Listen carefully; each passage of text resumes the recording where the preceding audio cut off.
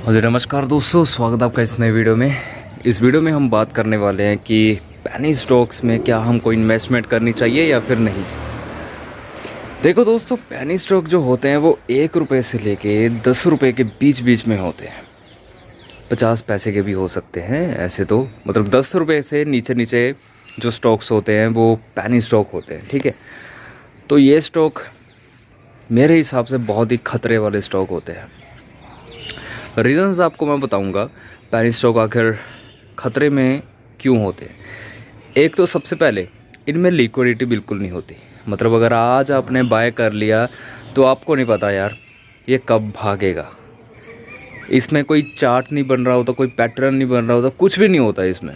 बस ये होता है आज 1 रुपये का है, कल 1.5 का हो जाएगा, इससे कम हो जाएगा, मतलब ये चीज़ होती है।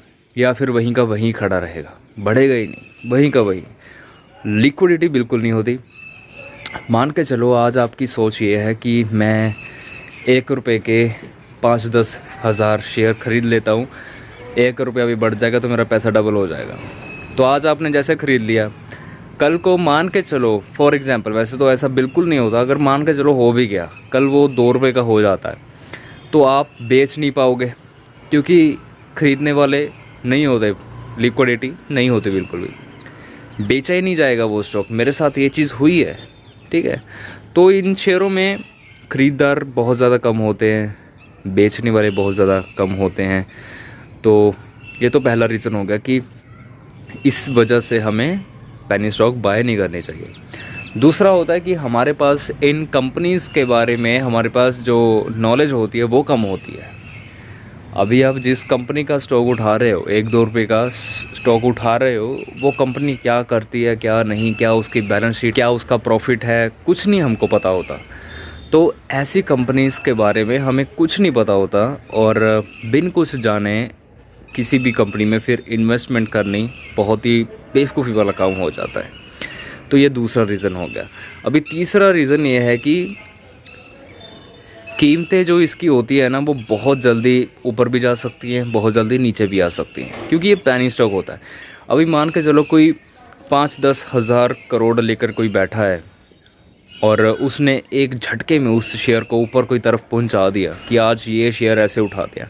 ये अमीरों की चाल होती है, झटके में कोई भी शेयर उठा देते हैं, झटके में कोई भी शेयर गिरा भी सकते हैं ये, ठीक है जी।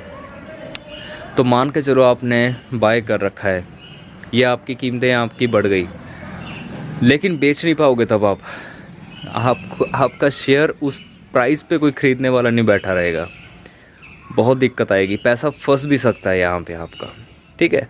और अगर आपने किसी स्टॉक को ख़रीदा हुआ, मान के चलो फॉर एग्जांपल है कि आपने सुज़लॉन ख़रीद रखा है 70 के प्राइस पे, सुज़लॉन ख़रीद रखा है या फिर 60 के प्राइस पे, कल को अगर वो 5-10 रुपये का रह जाए और वापस से पता नहीं कब वो ऊपर की तरफ जाएगा। येस बैंक में लोगों का कितना पैसा फंसा हुआ है आपको पता भी है, कितना ज़्यादा पैसा फंसा है येस बैंक में, चेक करना आपको पता चलेगा। और पता नहीं येस बैंक कब उठेगा कब नहीं, कुछ पता नहीं है। तो बस यही हाल होता है कि जब हम कोई ऐसा वैसा शेयर ऐसे ही उठा लेते हैं कि ये सस्ता है, चलो जी उठा लो, लेकिन उठाना तब चाहिए जब हमें कंपनी के फ्यूचर का पता हो, कंपनी क्या करती है उसका पता हो, उसके फंडामेंटल्स का पता हो। ऐसे बिल्कुल भी किसी में भी हमने इन्वेस्टमेंट नहीं करनी होती। ये जो पेनी स्टॉक होते हैं ये एक दिन में 30-35%, 40%, 60% या 100% का भी मुनाफा दे सकते हैं, लेकिन कब देंगे इसका कोई पता नहीं होता। अगर आप आज बाय करके रख लो, अपना पैसा लगा कर रख लो, 10 साल भी ये ना बढ़े, कुछ पता नहीं है। बाकी ऊपर से रिस्क एक और होता है कि सेबी ऐसी कंपनीज़ को लात मार के बाहर कर सकती है किसी भी वक्त। वो क्यों? वो इस वजह से क्योंकि जिस कंपनी के बारे में कुछ पता ही नहीं है, जो कंपनी रूल्स के मुताबिक काम नहीं कर रही, वो कंपनी को NSE, BSE, सेबी ये बाहर कर देते हैं स्टॉक मार्केट से। तो अगर आपने बाय चांस उस कंपनी में पैसे लगाए रहेंगे और वो कंपनी रूल्स को फॉलो नहीं कर रही तो आपका पैसा भी चला जाएगा और आप किसी को कुछ कह भी नहीं पाओगे।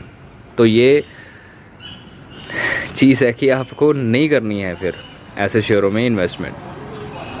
बाकी एक तो मैंने आपको चीज़ बताई कि कुछ लोग मिल के किसी भी शेयर को उठा सकते हैं, करोड़ों रुपया लगा दिया, किसी भी शेयर को भगा दिया और बाद में सेल कर दिया, आपका पैसा डूब जाता है रिटेलर्स का। क्योंकि बड़े लोगों का, बड़े शार्क्स लोगों का हमें नहीं पता कि वो क्या सोच रहे हैं, वो क्या करने वाले हैं। हम तो जस्ट चार्ट को देख के फॉलो कर रहे होते हैं। और पैनी स्टॉक में तो कोई पैटर्न बन नहीं रहा होता, तो फिर हम कैसे क्या ही करेंगे, है ना। तो ये चीज़ है।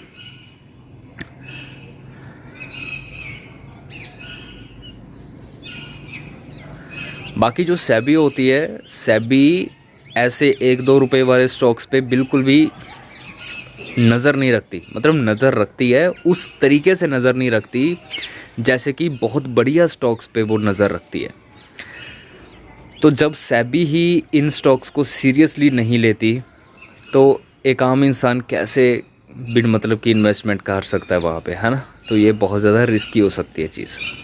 बाकी लास्ट में आपको यही कहूँगा कि ऐसी कंपनीज़ ना किसी भी वक्त बंद हो सकती हैं, क्योंकि इन कंपनीज़ का बिज़नेस मॉडल कोई नहीं होता। ये कंपनीज़ बहुत ज़्यादा मतलब रिस्की होती हैं, तो आपको ऐसी कंपनीज से तो दूर रहना चाहिए। मैंने आज तक नहीं इन्वेस्टमेंट करी कभी भी पैनी स्टॉक्स में, और ना ही कभी करना चाहता हूँ। क्योंकि ट्रेडिंग सीखो यार, चार्ट के बिना, चार्ट पैटर्न्स के बिना, चार्ट नॉलेज के बिना, एक प्रॉपर स्ट्रेटजी के बिना स्टॉक मार्केट से पैसा कमाना इम्पॉसिबल है, इम्पॉसिबल। तुक्के से पैसा कमा लोगे, 5 दिन पैसा कमा लोगे, 10 दिन पैसा कमा लोगे, 20 दिन पैसा कमा लोगे, लेकिन एक दिन फिर ऐसा आएगा जब सारा का सारा पैसा चला जाएगा। तो सट्टा ना खेलो, सिस्टम से काम करो। मिलता हूँ आपको नेक्स्ट वीडियो में। कल वीडियो बनाएंगे एक और बहुत बढ़िया आपको नॉलेज देंगे। धन्यवाद।